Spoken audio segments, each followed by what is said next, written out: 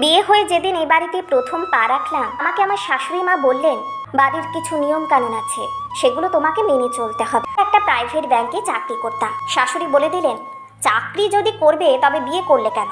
আমি শেষ পর্যন্ত চাকরিটা ছেড়েই দিয়েছিলাম। একদিন আমার স্বামীকে বলেছিলাম, তোমার খাওয়া হয়ে গেলে একটু থালাটা তুলে নিয়ে যেও। শাশুড়ি আমাকে বলেছিলেন, মেয়েলি কাজ আমার ছেলেকে দিয়ে করাবে না। আর বাপের বাড়ি যেতে হলে আগে থেকে শাশুড়ি মাকে বলে রাখতে হতো। অফিসে বসের কাছে যেমন ছুটি লেখাতে হয়, ঠিক তেমনই এই বদলানোর ব্যাপারটা শুরু করলাম আমার মেয়ে হওয়ার পর থেকে। ছেলেকে বললাম, বোনের খিদে পেয়েছে, আমি তো একটা কাজ করছি, তুই বোনকে খাইয়ে দে। শাশুড়ি শুনতে পেয়ে বললেন, মেয়েলি কাজগুলো ওকে অন্তত শিখিও না। আসলে সব কাজ সবার শেখা উচিত।